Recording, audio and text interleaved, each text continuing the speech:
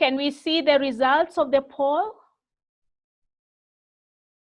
Right. So as you can see on your screen, 68% of the participants, who are 261, believe that it is important to hold AGMs so that we communicate important matters to the shareholders. 50% of us believe that it is to comply with legal requirements. 49% say it is for decision making. 20% say to meet our shareholders. And only 3% of us say to socialize and to receive gifts.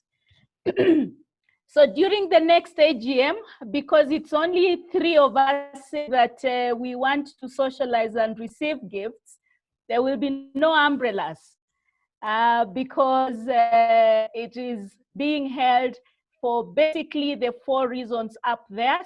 68% communicate important matters, 50% complying with legal requirements, 49% for decision. I think those are the key reasons why we hold AGMs. Right, now moving on to the topic of the day. And you will of course know that following the outbreak of COVID-19, the government has issued a number of directives pursuant to the provisions of the Public Health Act. And these directives are aimed, of course, at curbing the spread of COVID-19. And some of the directives, of course, include social distancing, or some people prefer to call it physical distancing. And these outlaw large gatherings.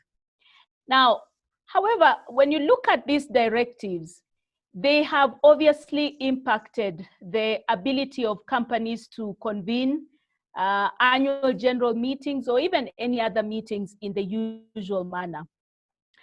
And so the aim of this webinar, therefore, is to sort of share ideas and provide some guidance on the legal provisions in relation to convening and conducting of AGMs and possible options available to companies. And so I would like to start off by looking at the legal provisions, particularly in the Companies Act 2015.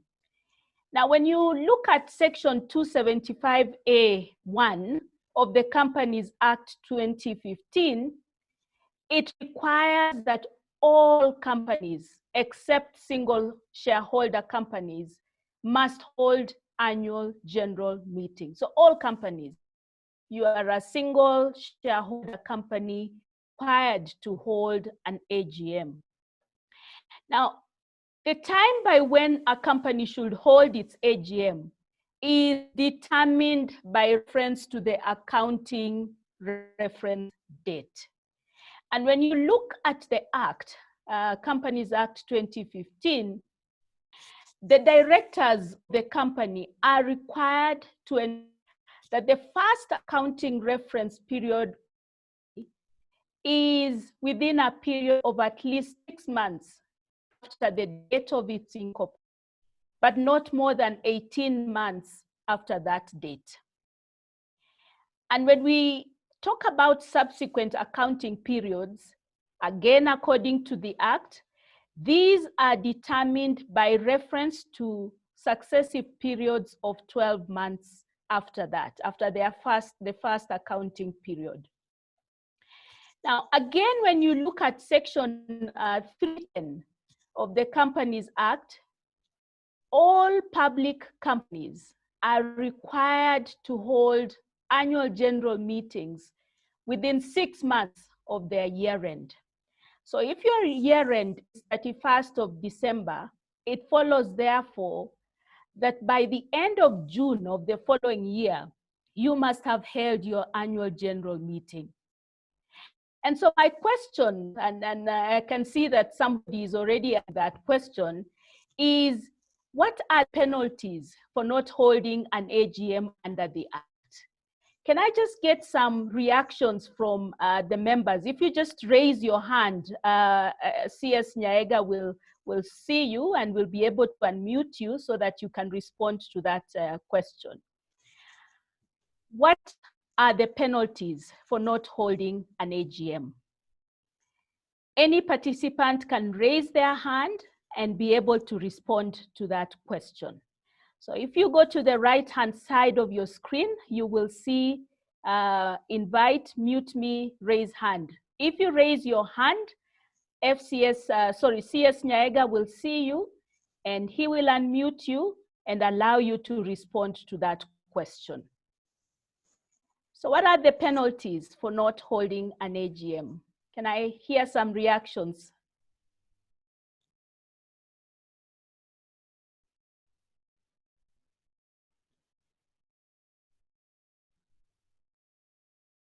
No reactions yet? CS Nyaega, can you see anyone with their raised hand? Yeah, we are trying to unmute most of them so they can actually just be able to. So just pick on any of them and they can respond. The first one who put up their response to that question, please. I can see CS Samson Kibi. CS Samson Kibi, what are the penalties for not holding an AGM under the Act? Thank you, FCS Catherine Musakali. It's a very good opportunity to link up and discuss this topic. I think, can I be heard? Yes, you can. We can hear you. Thank you.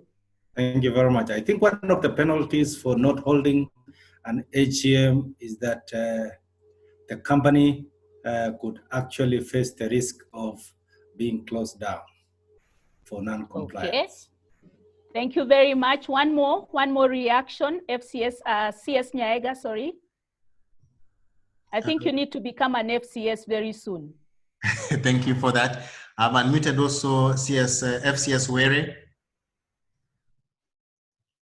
FCS Were, you're free to give your response.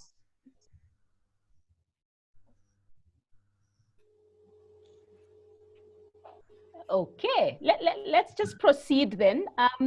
When you look at the Act, the Act provides that a company, its officers and directors commit an offense if they fail to hold an AGM, and they will be liable to a fine not exceeding 100,000 shillings. But in the case of public companies, the company itself, each director and officer of the company is liable to a fine not exceeding 1 million Kenya shillings. I want to repeat, 1 million Kenya shillings. And once you have been found liable and you still fail to hold or to convene the AGM, each day that passes is considered a new offense with a fine of Kenya shillings 100,000 each for each day. 100,000 for each director, for each officer of the company that the AGM is not held. So assume that you did not hold it as at end of June. So you are asked to pay the 1 million shillings.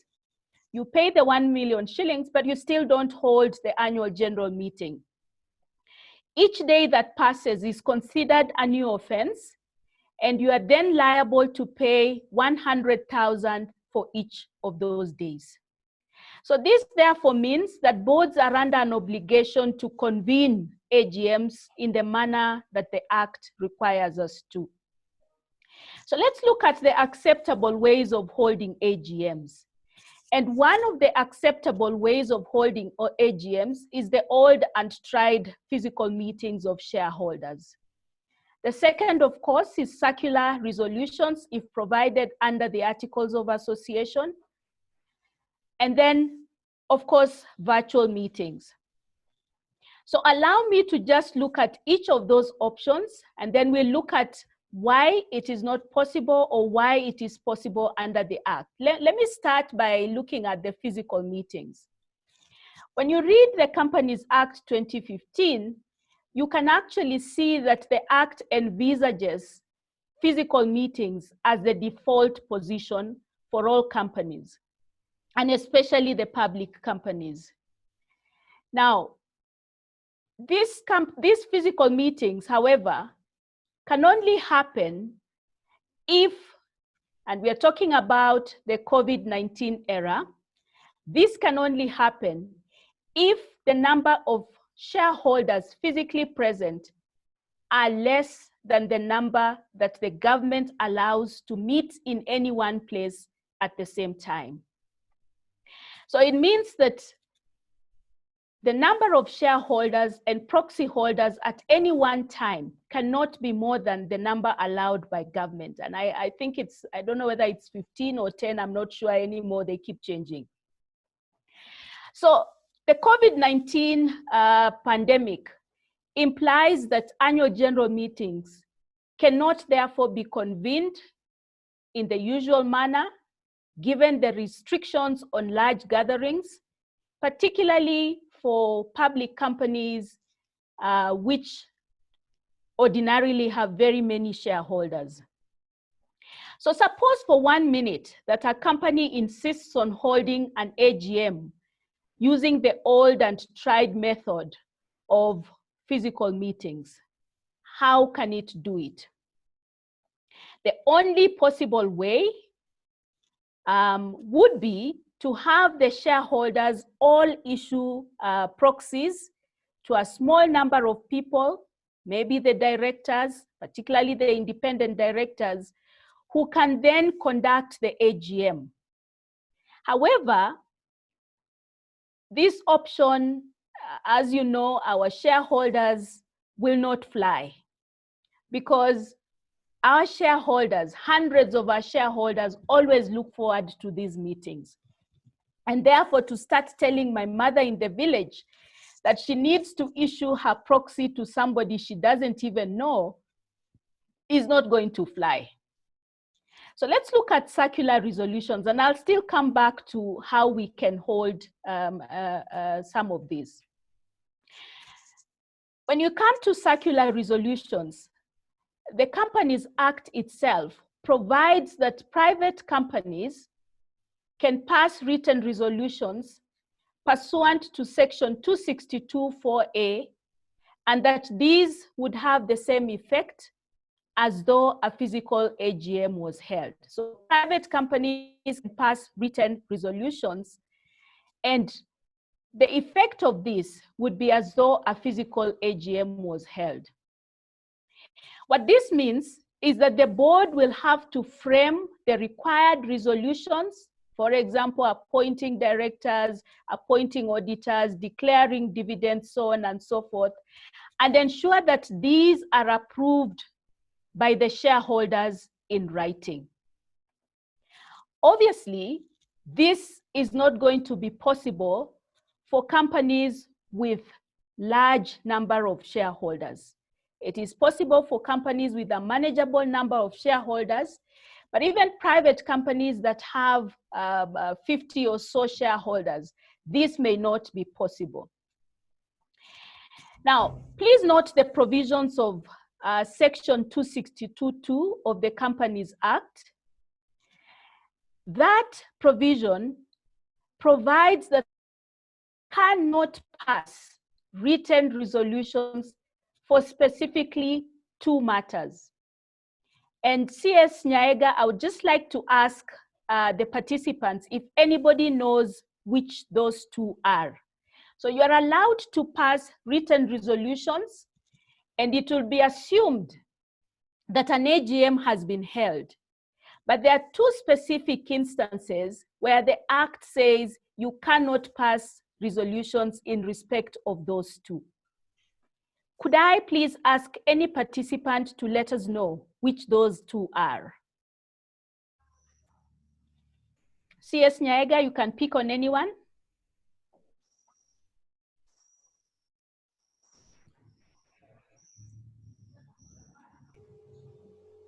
Right.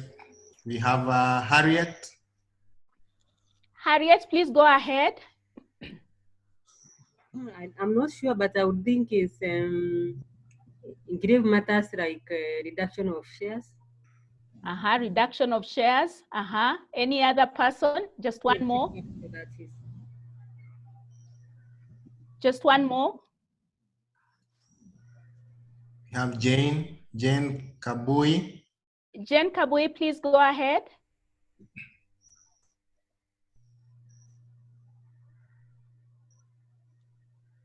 Okay, maybe she's having a problem with her mic. So when you look at the Companies Act, section 262(2), it says you can pass circular resolutions for everything else except to remove a director whose term of office has not come to an end, or to remove an auditor whose term of office has not come to an end.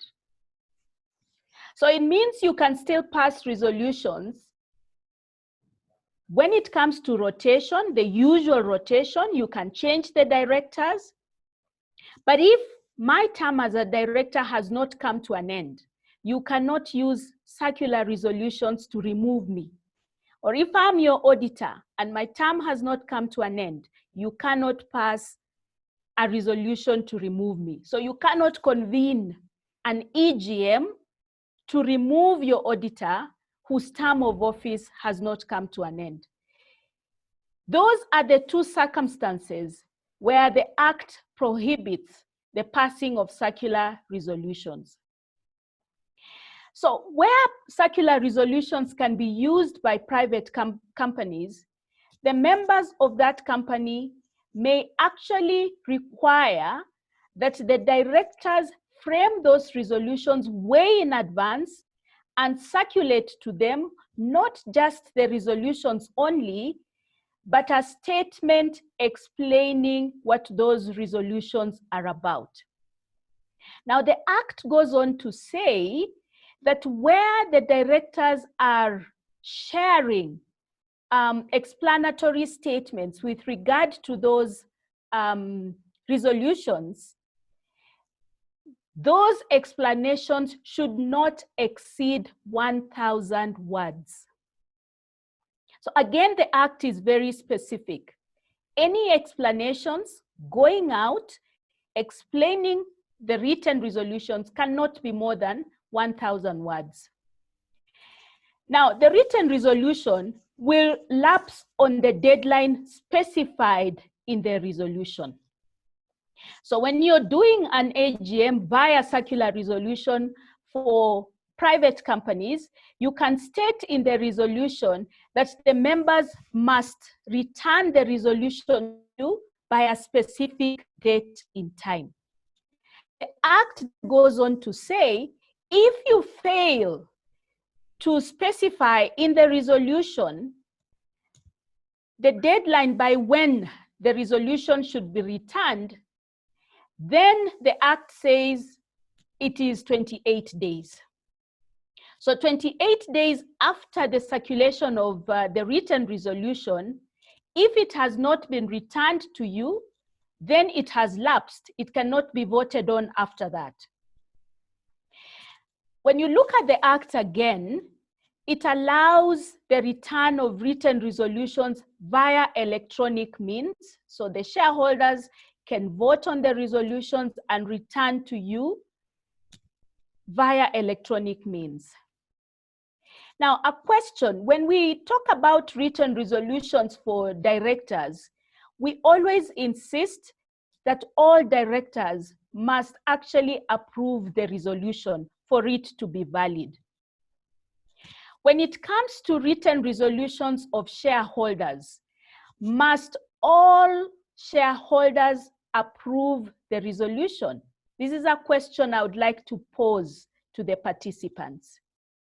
And CS Nyaega, please give an opportunity to anybody whose hand is up. Must the written resolutions be passed by all shareholders?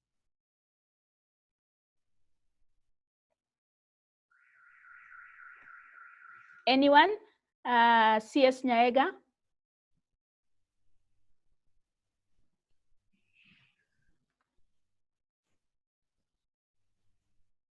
must all the shareholders approve the written resolutions for them to be valid? Any response? If there is none, let's proceed and say, when you look at section 270C of the Act, it says that the written resolution is passed by the required majority of members. And the required majority of members will be found in your articles of association. So there is no requirement that all the shareholders must approve. Once you reach the required majority of shareholders, it means the resolution has been passed. Now, the Act also seems to suggest that even if a private company's articles of association prohibit the use of written resolutions by shareholders, that provision is void to that extent, which means private companies can go ahead and hold AGMs using written resolutions if it is practical for them. Let me come to the issue of virtual AGMs. Now, when you look at the Companies Act 2015, it is actually silent on the conduct of virtual AGMs. What this means is that the reference should therefore be had to the company's articles of association. This means that the articles of association of a company must expressly permit the conduct of AGMs via either fully virtual AGMs or hybrid AGMs. So if it is not expressly permitted in the articles of association, then a company would not have this option available to them. Now, remember that under Section 142 of the Companies Act, one of the fiduciary duties of the directors is to act within powers, which is according to the power given to the directors under the constitution of the company. And so the directors cannot go outside of the power provided to them under the Articles of Association and convene virtual AGMs if that power is not provided. I do understand that early in April, there was a state corporation that proceeded and held a virtual AGM. But I also understand that when you look at the Articles of Association of that state corporation, virtual AGMs were not provided. Now, again, when you look at the Articles of Association, when you look at the Act under Section 238, any member of the company can bring a derivative claim in respect of any actual or proposed act or omission that involves negligence, default, breach of duty, or breach of trust by any director of the company. So if virtual AGMs are not provided for under Articles of Association, as a director, you're putting yourself in the line of fire if you go ahead and convene AGMs virtually. So where the articles authorize a virtual meeting, you need to look at any restrictions or processes that must be followed for the convening and holding of such an AGM. So the articles will most likely say a virtual AGM can be held, but for it to be valid, you must do 1, 2, 3, 4 things. If the articles set those out, then you must make sure that you follow all those. Now, where allowed, these meetings can be held either fully virtually, which is everybody sits in their houses wherever they are, and you conduct the AGM online, or they can be conducted in a hybrid manner. What that means is that perhaps the chairman the company secretary and perhaps the board can sit in one room, which is considered as the venue of the AGM. And then the other shareholders can dial in, will be given the option to participate remotely, and they will be considered as being part of the quorum for that meeting. So in the cases where the company's articles do not allow for a virtual AGM, my question is, can the company decide to amend its articles to provide for virtual meetings? So assume that your articles do not allow for virtual AGMs. Can you request your shareholders to amend your articles so that you provide for virtual AGMs? And my response is, if it is practical, yes, you can do that.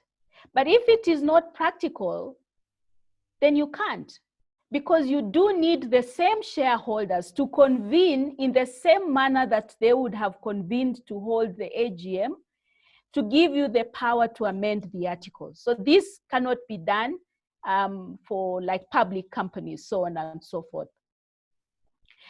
So it means that you have to look at other options for helping you to convene these virtual AGMs.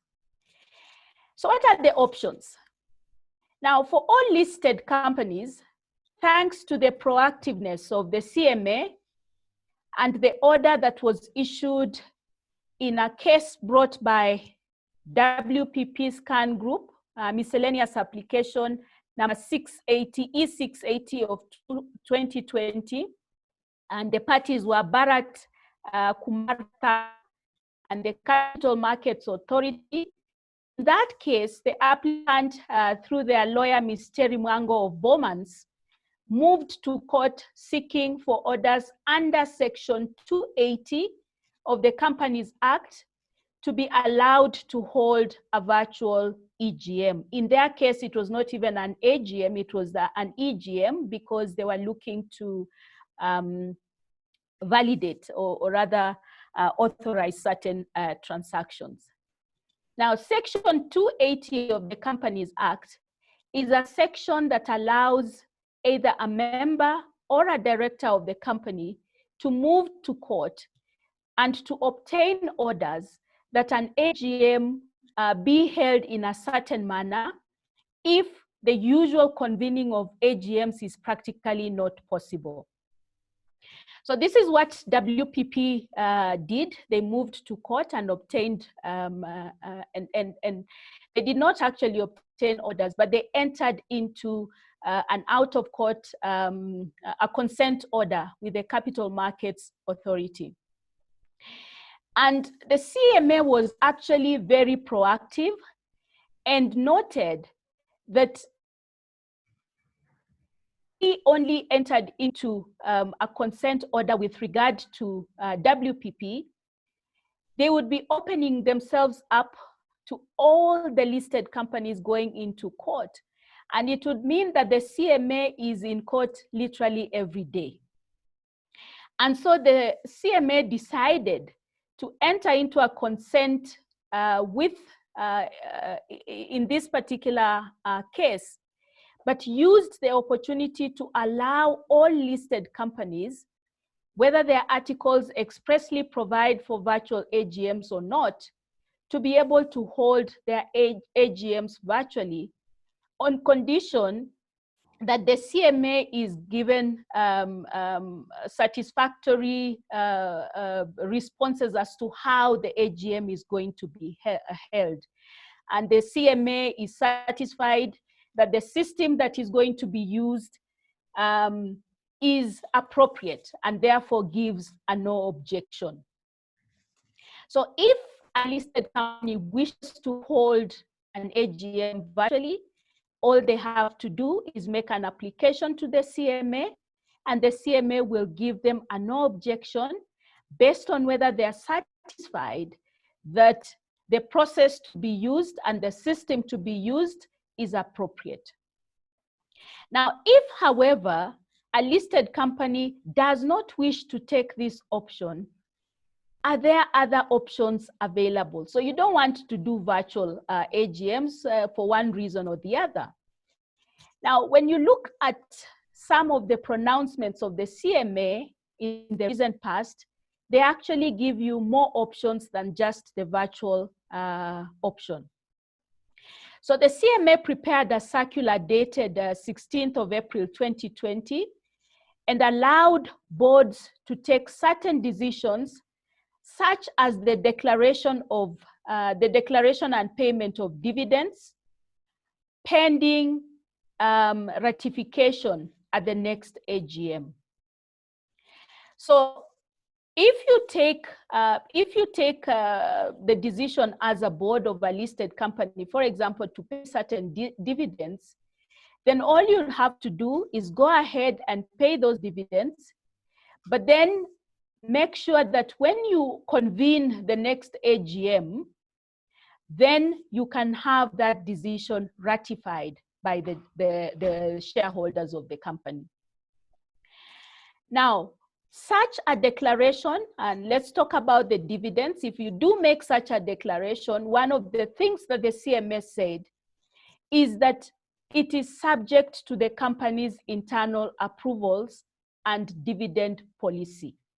So don't just rush off and declare dividends when those decisions are actually outside of your own internal approvals and dividend policy. They must be within the internal approval, within the internal limits given, and within the provisions of the dividend policy. And of course, that decision has to be subject to submission of the audited financials to the CMA and to the NSC, and as I said earlier, to be ratified at the next AGM.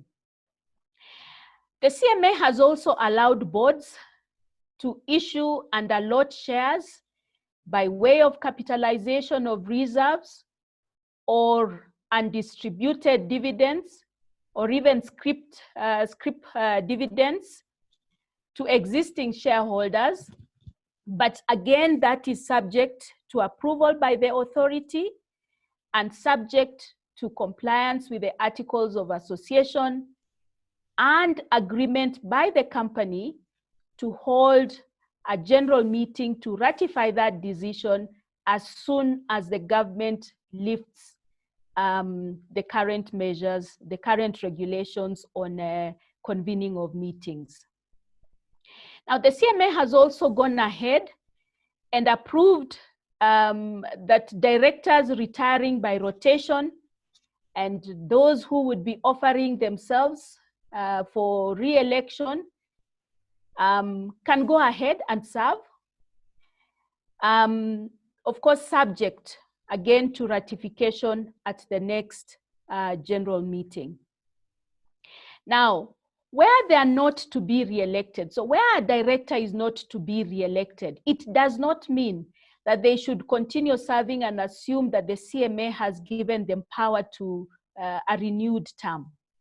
What the CMA has said is that in those circumstances, the board still has the power to fill casual vacancies, which would then be subject to the AGM decisions when an AGM can be held. Also, the CMA has allowed boards to appoint auditors until the next possible AGM. So again, you don't have to hold an AGM if all you are seeking for is distribution of dividends, directors rotation, and appointment of auditors. You can do this. The board has now power for the listed companies. The board can do that and have those decisions ratified at the next AGM. So in a nutshell, listed companies are in a good position with regard to the possibilities of holding AGMs or taking decisions that would ordinarily be taken during AGMs. And in this regard, my view is that the CMA has been very supportive and forward-looking in terms of just supporting listed companies to continue operating in this regard. Now, when approving the mode of conducting virtual AGMs, some of the things that the CMA will be concerned with, of course, will be compliance with the law. How are you complying with the law in the issuance of notices, so on and so forth? How are you ensuring that as many as possible of the shareholders are able to attend? How are you ensuring that you protect the minority shareholders? And of course, how effectively can the majority of the shareholders participate during the AGM? And so when you look at the notice that should be issued for a virtual AGM, you must actually state in the notice that the AGM, first and foremost, that this is an AGM and that the AGM is going to be held virtually. And when you look at the Companies Act, failure to state that this is an AGM in the AGM notice attracts a fine of 500,000.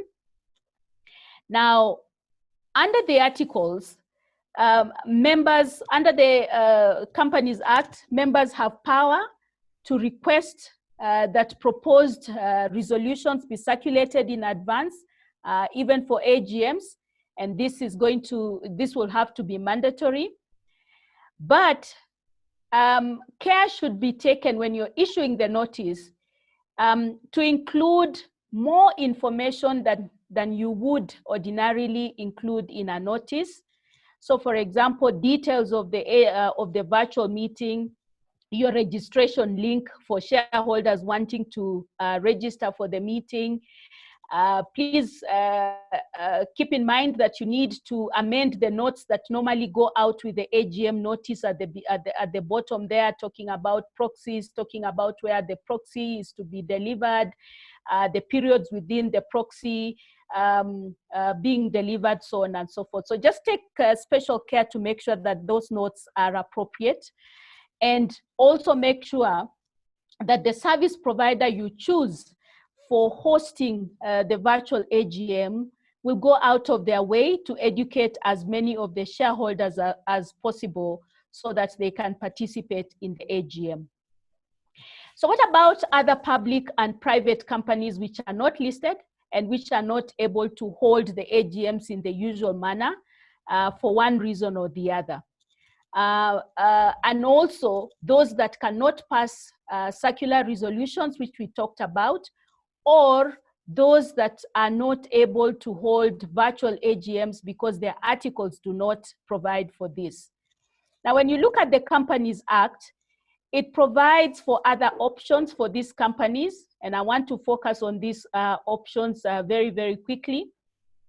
The first option, of course, would be to apply to the Registrar of Companies to postpone the AGM. That is a power that the Registrar of Companies has.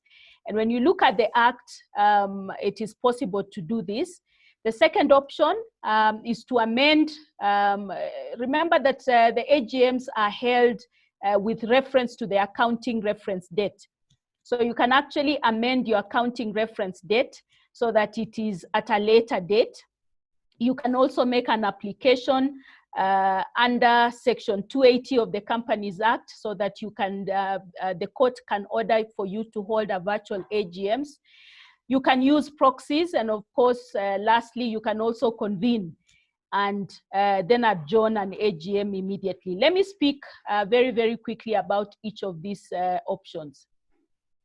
Now, when you look at Section 275A(3) of the Companies Act, once you submit an application to the Registrar of Companies, the registrar can extend the period by when an AGM should be held, and the wording of the suggestion of the section actually suggests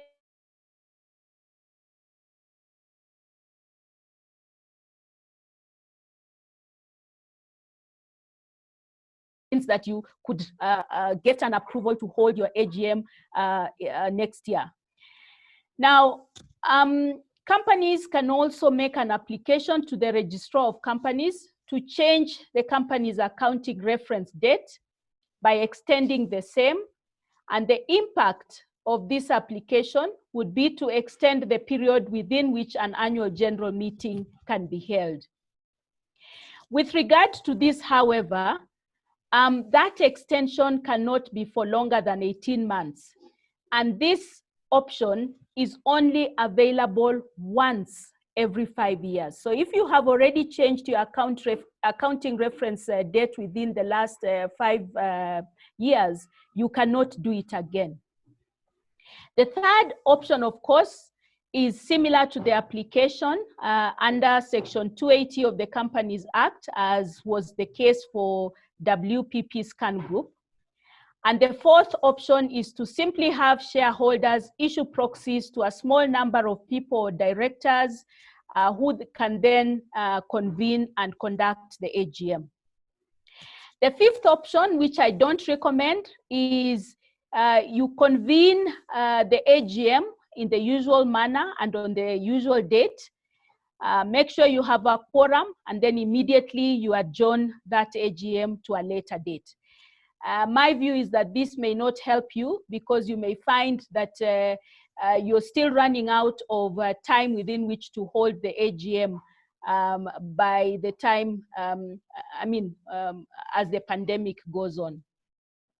So before I end, let me say that if you're planning to hold a virtual AGM, please make sure that you start discussions with your service provider early enough, because there's quite a lot to be done. Make sure that the system they will be using has the capacity and capability to simulate as much as possible the physical AGM. So how can shareholders interact with the board during the AGM? How can they take decisions? How can they vote? How can they poll if they're going to have to use a poll, so on and so forth. But also, as we move on, I think the pandemic has given us time to relook at the way we conduct our businesses. And there are very many advantages for holding virtual AGMs. And some of these, for example, include an increased number of shareholder participation. There is a limited number of shareholders who come for AGMs, but when you hold a virtual AGM, you actually give an opportunity to more directors, more shareholders to hold those AGMs than would usually be the case. These virtual AGMs are also cost effective in the long run, not just for the company, but also for the individual shareholders.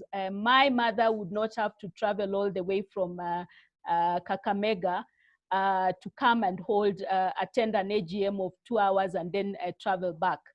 She can do that from the comfort of her house. And then in a physical AGM, the board does not necessarily respond to all the questions. Neither does the board give an opportunity to every shareholder to ask a question. With the functionality of virtual AGMs, the board has a record of all the questions which have been asked online, and the board can actually respond to them very, very quickly, or even at a later date and post the responses on their website. So let me stop there for now and allow some interactions. I hope that I've given you some food for thought, and I hope that you have found the session useful. Thank you very much. Thank you very much, FCS. Catherine, please feel free to clap for her on online. We'll be able to see your claps and appreciate them. I want to call upon the technical team that has been summarizing the questions. That is CS Karanja. Please be ready to look at the questions that the panelists have been asking and then see which ones have all been addressed. Then you can probably in one go give a summary of the questions that FCS may address. So CS Karanja, are you ready to give the summary of the questions not responded to?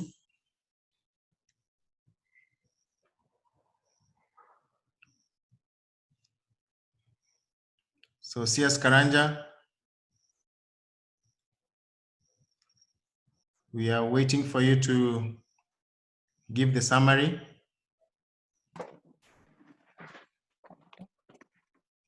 You ready with the summaries of the questions? Thank you.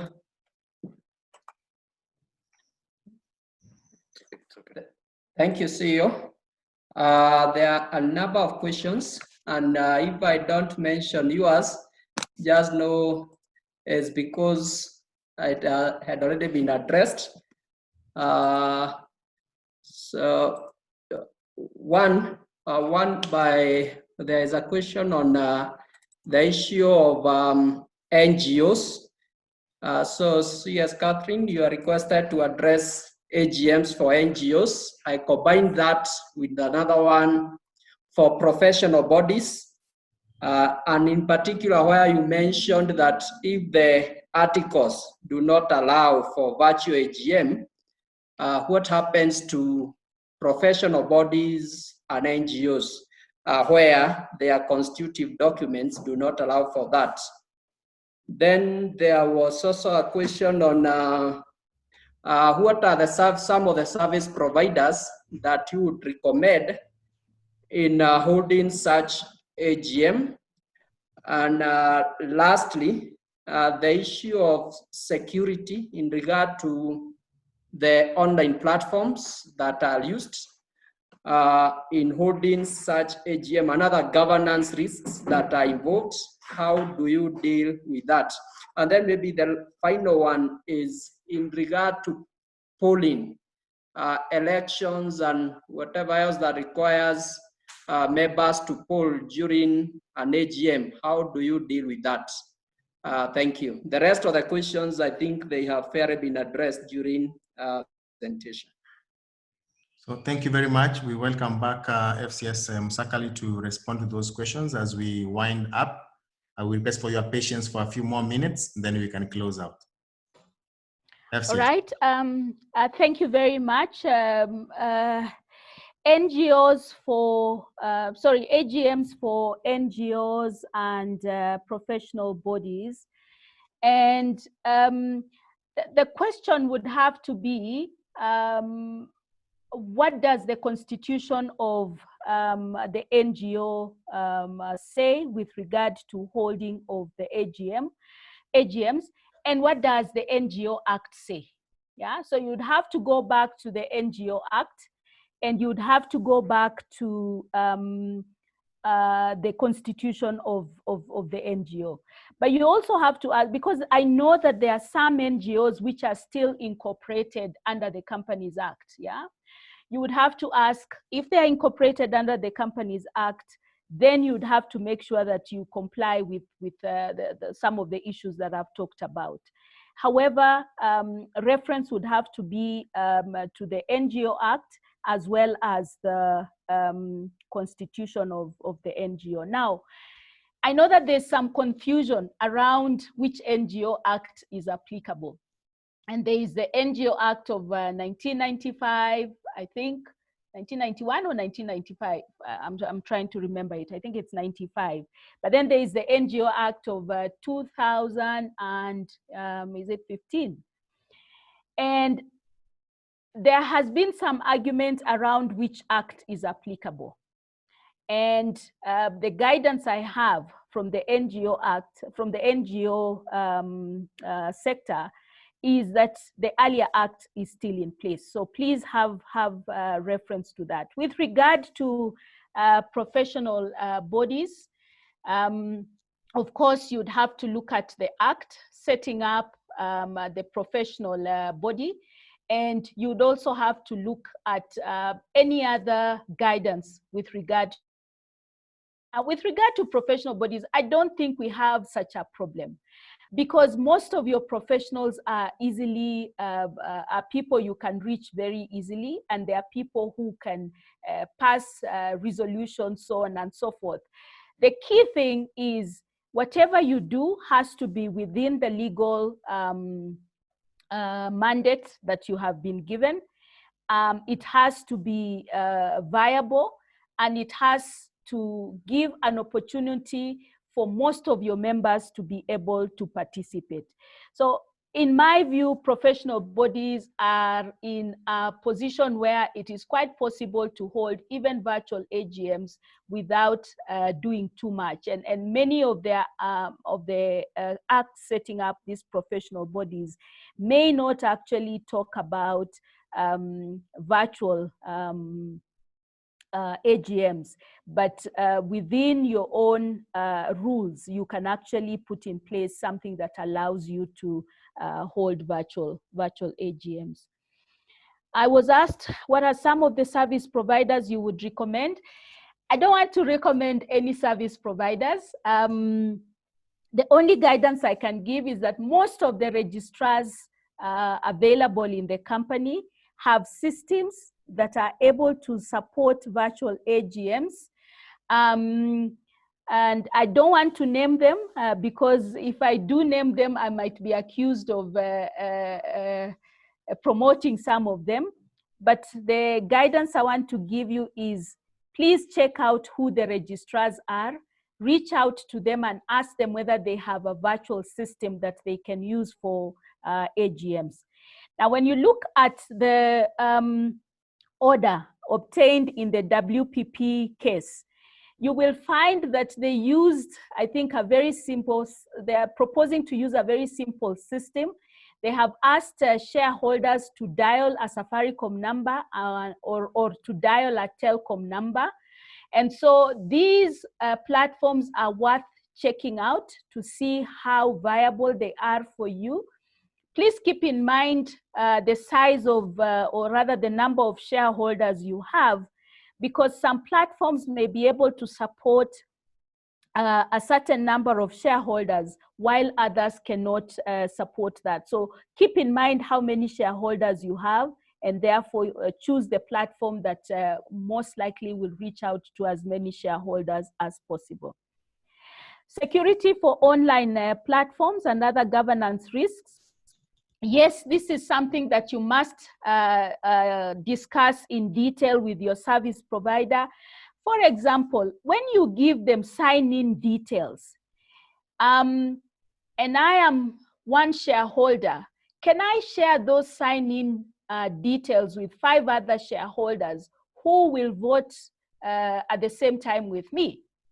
So you have to get assurance from the service provider that, for example, sign-in details are only one use. So you cannot use the same sign-in details by 10 other shareholders.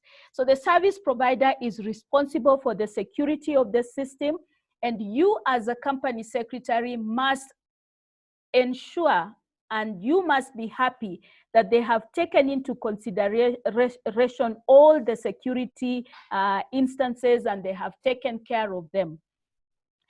Key among them, of course, is that voting. How do you assure yourself that it is only your shareholders who are voting and not others? And I think it is important to ensure that as many of your shareholders as possible are able to access. Elections and polling, how do you do this? How do you deal with this? Very, very simple. If you look at our system today, even as simple as Zoom or WebEx or Blue Jeans or these other systems that are available, you're able to vote.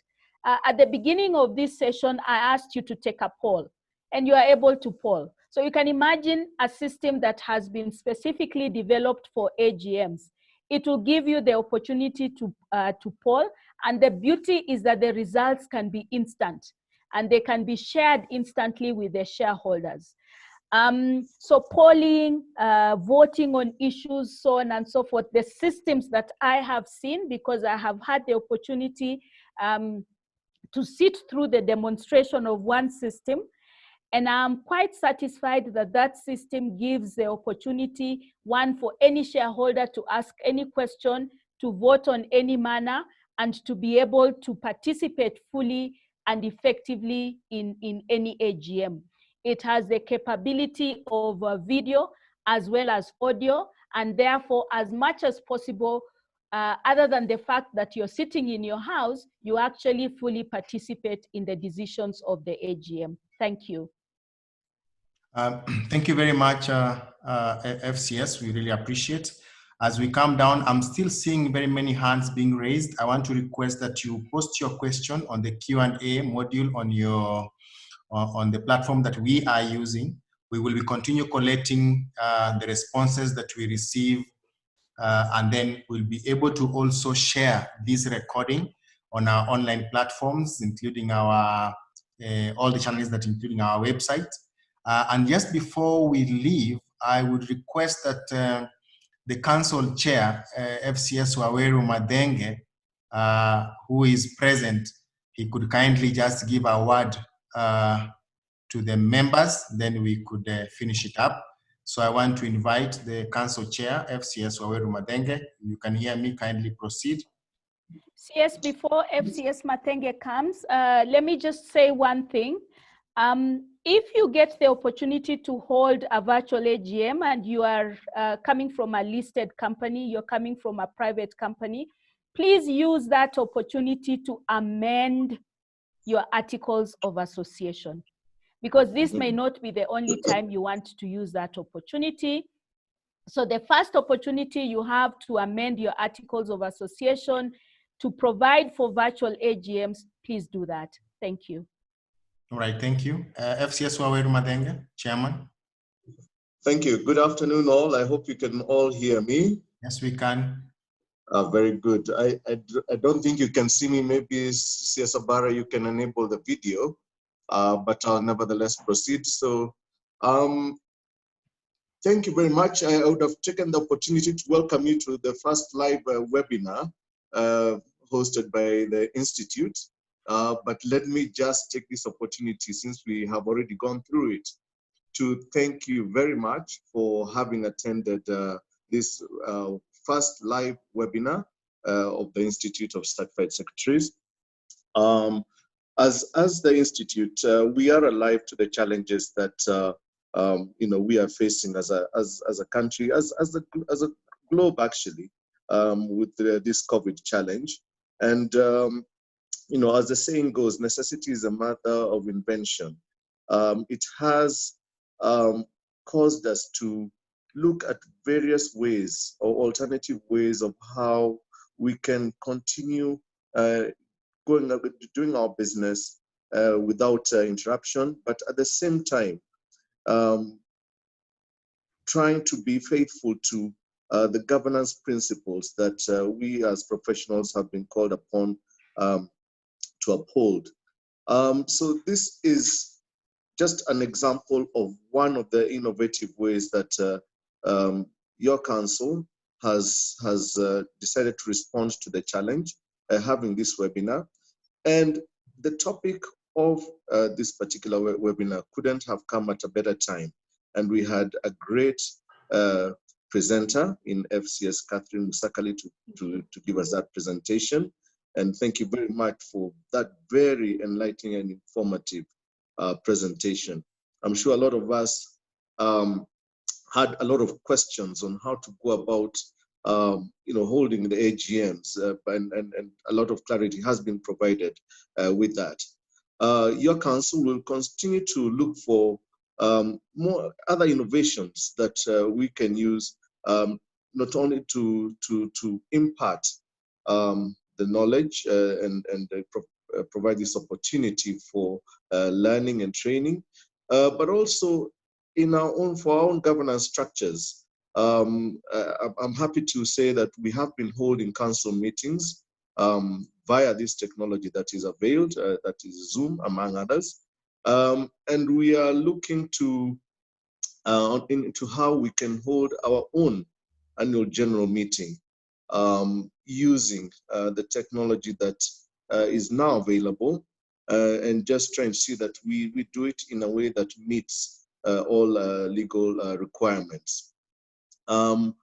We call upon you, members of the Institute, to continue to engage us, communicate your views on various issues and regarding our profession and the work that we are doing as your council. On the programs for learning and development for the CPDs, we call upon you to give us your suggestions on topics of interest that we can cover.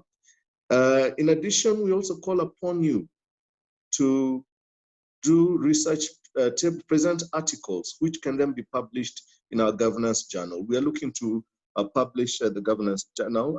We just approved the publication of the first governance journal at our latest council meeting about 2 weeks ago. And we shall be looking to have this as a quarterly publication. So we are calling upon you all to present articles, well-researched articles on areas of governance so that we can broaden and enhance knowledge in this particular area. With that, I just want to once again acknowledge your presence in this webinar and your very active participation. And we look forward to further engagements of this nature in the near future. I wish you all a great afternoon, and as we has become the new greeting or goodbye, so I wish you, or rather I ask you to keep safe, and have a great afternoon. Over to you, CEO. Thank you very much, Chairman. As Chairman has mentioned, so we have very many CPDs. You can check on our website, www.ics.ke.